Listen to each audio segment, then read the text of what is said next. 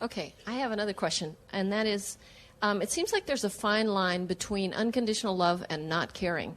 Can you describe that fine line for us? No, we really don't care about it.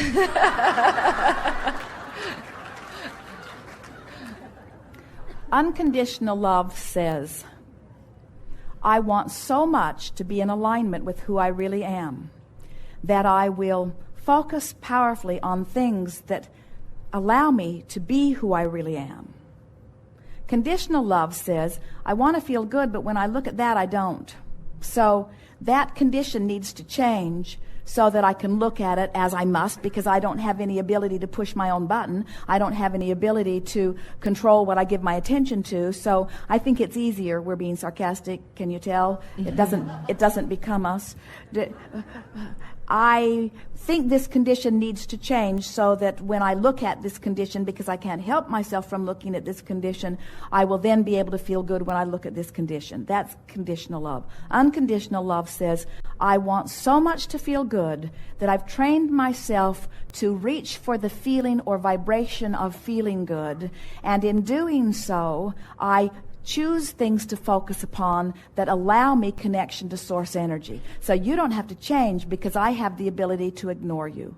I have the ability to turn the other cheek. Or not care. I have the ability to, well, what is caring? Caring, we would say caring is about focus. And when there's a myriad of things that you can focus upon, we would focus upon the things we care about. Sometimes people say, but Abraham, I have to give this my attention because it is true. It's a fact of life. And we say, but there are so many truths that make you feel good when you look at them. Why are you insisting on looking at something that makes you feel awful and disconnects you from who you really are? Because it is true.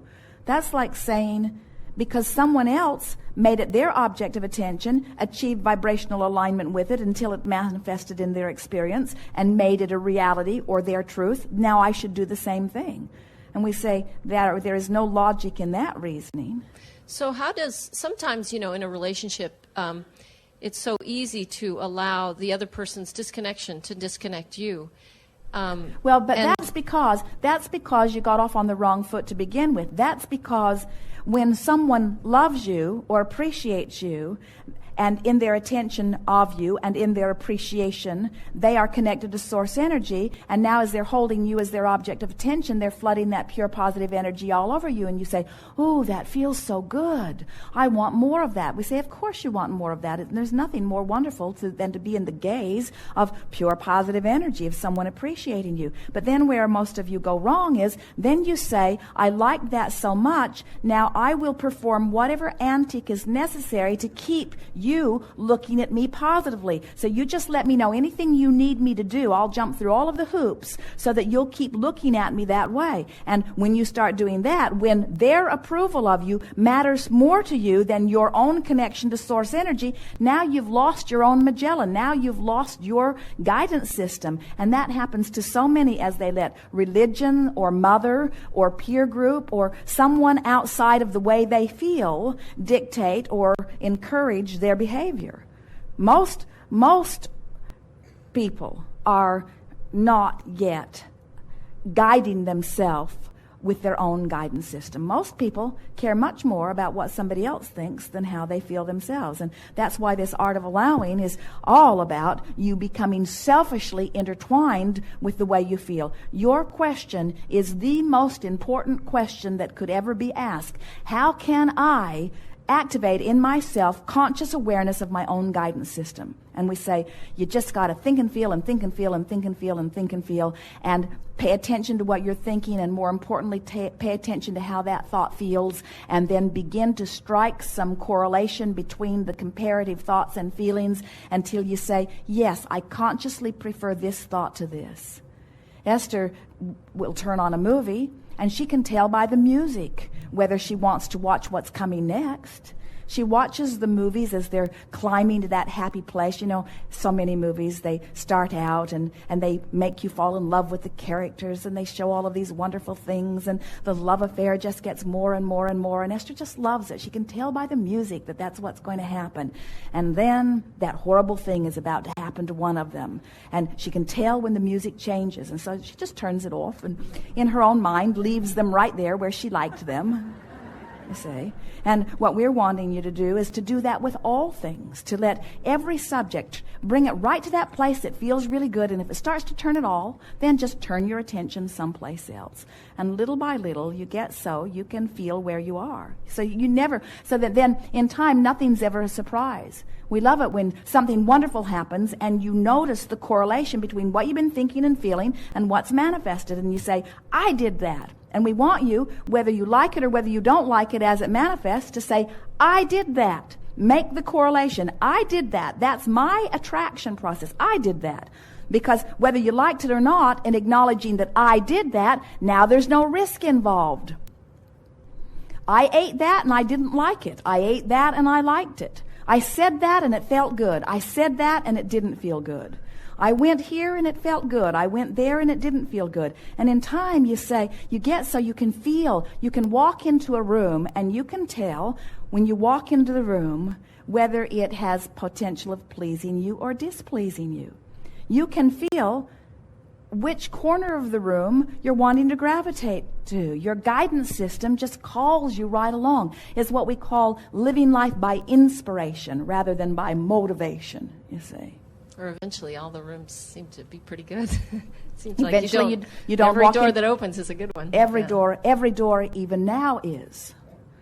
We really mean that. In other words, in every environment there is the potential of something wonderful. And if you can accept how beloved you are and how tended to and for you are, so that you really begin feeling that way, then wonderful things turn up everywhere you are. And then, oh, that's such a wonderful life, because then the world is there for you to explore. You don't have to hide from anything or protect yourself from anything. You just go out there knowing that well-being just surrounds you wherever you go.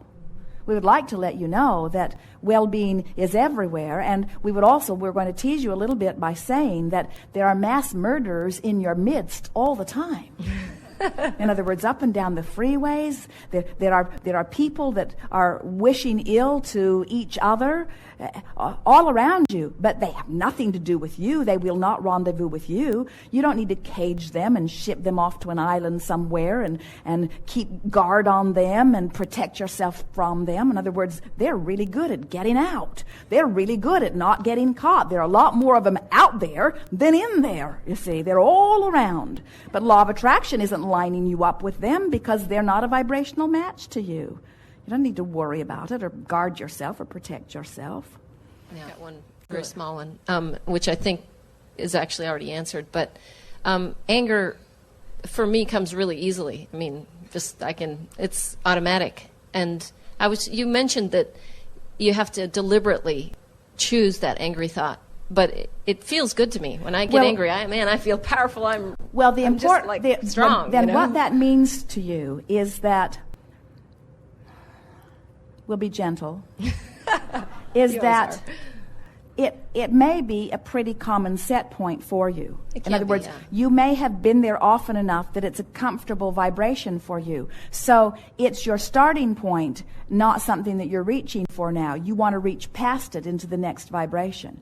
If you get there easily, then you're wanting to keep in other words, we haven't said this clearly yet. It's just when there's a little bit of a dip. And we want to say this in a very clear way. So let's say that you are in this place of despair and you are reaching for the relief that anger brings. And you find it and you feel better. You know you do. And you are empowered because you know you chose the thought. You had the power to choose a better feeling thought and found it.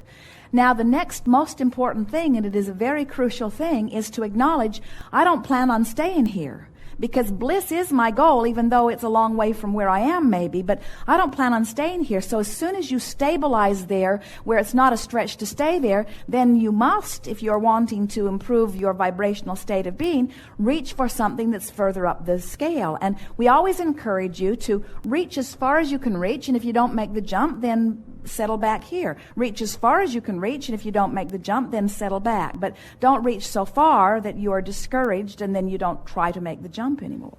What's amazing to me is that the universe always brings me, whenever I have a little dip, the universe always brings me something gorgeous that, wildlife or something that just immediately just pops me right out of it. Distracts you. Pops Or me right out of humor. it. Very often, in anger, you can find humor. And then from humor, you can jump into appreciation. There are all kinds of bridges that you have all unconsciously affected for yourself. So there are some who can go from despair to anger, all the way up into appreciation relatively quickly. And the people that we notice that have the hardest time making their way up the scale are those who are stuck between despair and fear and anger. And almost in every case, it's because they have been so counseled against anger. They have been so convinced that anger is inappropriate that then they're sort of lost there. Yeah. Yes.